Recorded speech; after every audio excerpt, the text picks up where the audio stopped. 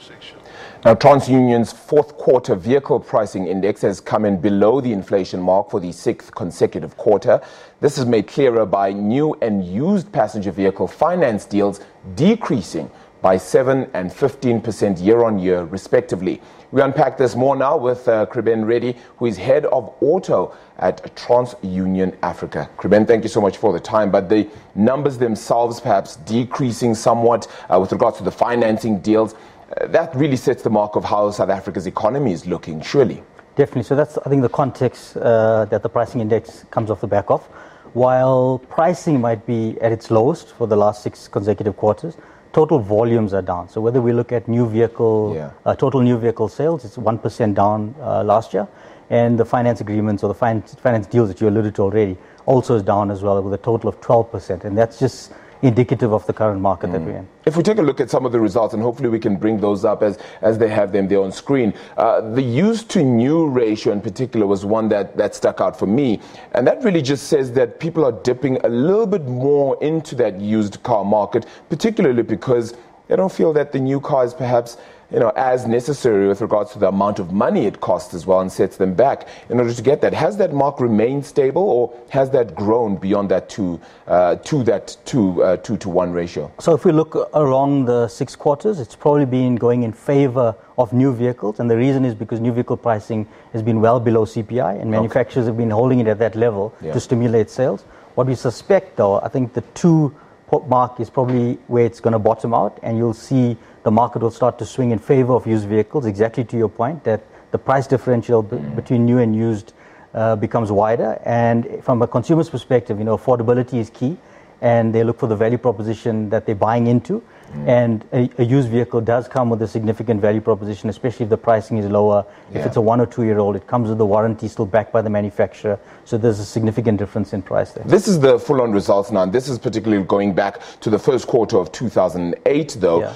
The question is, can you really see sort of a trend here? Is it just flattening out really more than anything else? If you take a look there at perhaps let's take a look at the new line there at around 2.5%. That's really flattening out across the spectrum there. Does that remain that way considering South Africa's economy, and does it then only move in accordance with South Africa's economy and that stance? So I think off the bat, the first context is that as you go 2008, 2007, probably to the point of the global recession type of period, the volumes of new vehicle sales in South Africa was probably double as where it sits today. Sure. So the market's significantly low if you use that as your base point to start off. The second point around what needs to happen for this thing either to flatten out or grow, I think there's a direct correlation between GDP growth and the vehicle market in South Africa. And what we normally see when we do this type of research or this analysis is that you probably sit around the 1% GDP growth rate and you have a growing vehicle market. If GDP is in decline, then you're going to have a declining vehicle market. Sure. This number then speaks to just how difficult it is to raise any prices when it comes to new vehicles, doesn't it? I mean, just going up there 2.5% compared to 2.3% in the third quarter. So yes, they want to raise prices, but they just can't. And as you said, demand as well being an issue. Are you finding that consumers are perhaps downgrading, shall we say, to buying the perhaps cheaper vehicles which offer some of the bells and whistles still of the bigger or more expensive vehicles? Definitely. So you see 2 things happening when you see a market where with a constrained consumer. One is either the consumer will just hold back totally. So if you were thinking of entering the buying cycle, you're going to hold off for the next 6 months, 12 months or whatever it is. So consumer confidence plays a large factor in that. The second is that if you're forced to enter and you have to change your vehicle, you're generally going to buy down, and you start from affordability. It's like, what can I afford on a monthly basis? And that's where I start my search on what type of vehicle. And the used vehicle space is looking the best it's ever been at 1.6% in terms of the vehicle price point. And on the new side, it's exactly to your point. So manufacturers trying to increase, but if you go back prior to the last 6 quarters, it's when the new car market was at its worst as well, because price increases were higher than CPI. So I think they're cognizant of that as well, to not to over-push it, because it'll have a direct impact on volumes and sales. Yeah. When does this get to a worrying level then? Is there a point where it becomes something that you worry about? I think it's following normal cycles of the vehicle market as we see it. So a lot of this we would have predicted and forecasted already. I think what's worrying is the total decline of the entire market. And if we go back again and use that reference point of 07, 08, it was a much more vibrant market. There were a much more number of dealerships in the country. And that has a ripple effect to, employment, et cetera, and back to GDP and economic growth. Yeah. So if we use that as the reference point, the worrying factor would be the overall decline.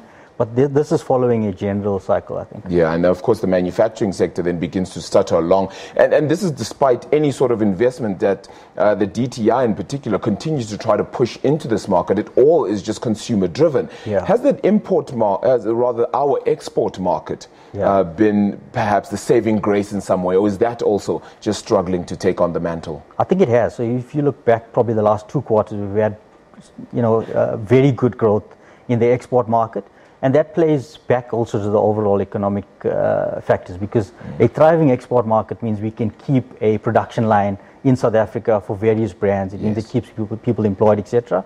And from what we see, the volumes are definitely on an increase on the export market. Yeah. Well, Kriben, appreciate your time. Hopefully we see, depending on who it is, the seller or the buyer, they'd certainly want this number to move in their direction. But appreciate your time there. Of course, taking a look at the fourth quarter with regards to CPI as well. And as you can see, new vehicle sales and that index there going up lower than CPI itself. So we'll continue to unpack that data as and when it comes along. Of course, Kriben Reddy is from TransUnion Africa. Now, government as well as captains of industry